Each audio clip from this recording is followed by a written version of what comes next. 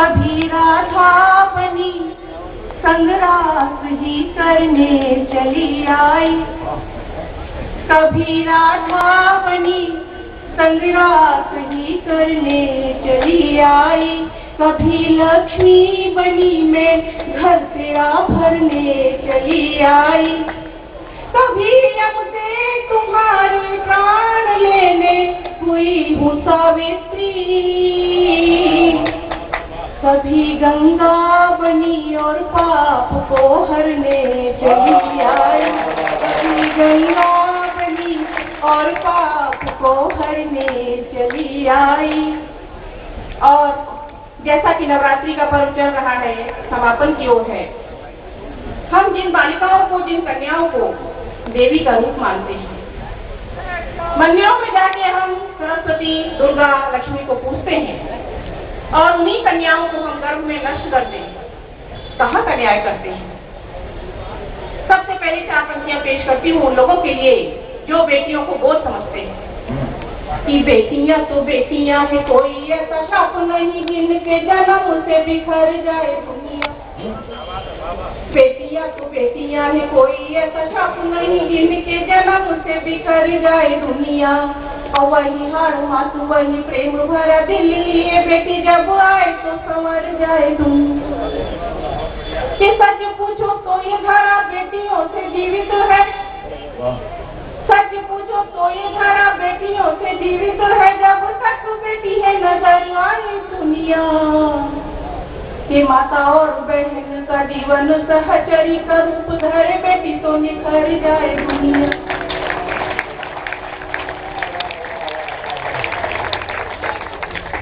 अगली 4 पंक्तियों में वो बिटिया, वो बालिका अपनी माँ से निवेदन करती है कि माँ, तू अगर चाह लेगी तो मुझे कोई नष्ट नहीं कर सकता। तो एक तेरे चाहने से जीवन बचेगा मेरा, माता खुद से तू मुझे दूर नहीं करना। एक तेरे चाहने से जीवन बचेगा मेरा, माता खुद से तू मुझे दूर नहीं करना। और मैं भी इस दुनिया को अपनी आंखों से देखूं, मरने को तुम मजबूर नहीं करना। कि व्याकुल है अपनों से मिलने को मन मेरा, व्याकुल है अपनों से मिलने को मन मेरा, मेरे सपनों को चूर चूर नहीं करना।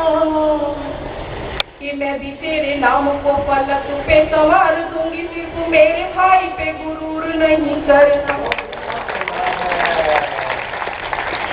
कि मैं भी तेरे नाम को पलक पे संवार दूंगी, सिर्फ मेरे भाई पे गुरूर नहीं करना। पिता से निवेदन किया, माँ से निवेदन किया, माँ से एक निवेदन और किया कि माँ, तू दूसरों के कहने में मत आ, कि रोक ले कदम अपने जो मेरे खात्मे को दूसरों के कहने पे तुमने बढ़ाए। और मैंने माना तूने बेटों की अभिलाषाओं में मंदिरों में नारियल जा जा के चढ़ाए।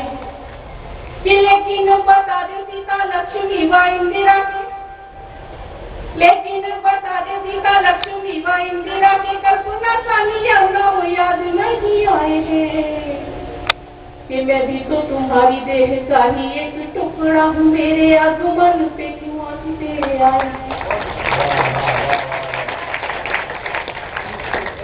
पिता से निवेदन किया, माँ से निवेदन किया, किसी ने नहीं सुनी। और अब माँ अस्पताल में है और डॉक्टर उस बालिका भ्रूण को नष्ट करने की तैयारी में।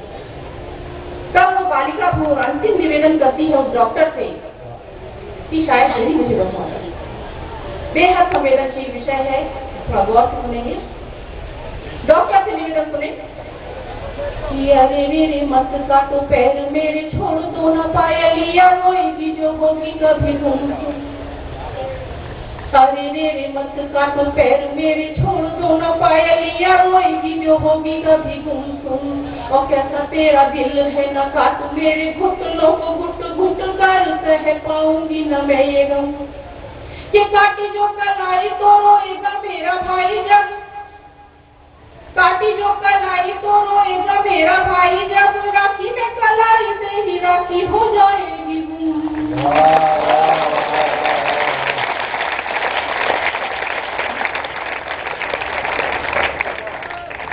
कि काटी जो कलाई तो रोएगा मेरा भाई, जब राखी में कलाई से ही राखी हो जाएगी गुम। ये बस बस अब मेरा दिल तुम चीरो मत, मेरी बदुआएं लेके कैसे जी सकोगे तुम। डॉक्टर को एक बात याद दिलाती है कि तुझे भी जन्म किसी माता ने ही दिया होगा, बहना ने बांधी होगी राखी तेरे हाथ में। तुझे भी जन्म किसी माता ने ही दिया होगा, बहना ने बांधी होगी राखी तेरे हाथ में। और सुख दुख तेरे संग जीवन बिताने कोई कामिनी तो आई होगी तेरे लेके साथ। कि तेरा हर रंग रोम रोम कर्जदार है तो, तेरा हर रंग रोम रोम कर्जदार है तो हाथ क्यों उठा है बेटियों के सर्वनाश में। कि बेटी इस धरती पे संतति का बीज है, जो बीज ही मिटा दोगे तो रहोगे आकाश में। इस तरह से माँ से, पिता से और डॉक्टर से निवेदन किए गए, और अगर ये निवेदन स्वीकार नहीं किए जाते तो एक चेतावनी है उस बालिका भ्रूण की तरफ से समाज की उस मानसिकता को कि चाकू और कैंचियों से स्वागत न करना, नहीं तो इस दुनिया से रुक के मैं जाऊंगी। चाकू और कैंचियों से स्वागत न करना, नहीं तो इस दुनिया से रुक के मैं जाऊंगी।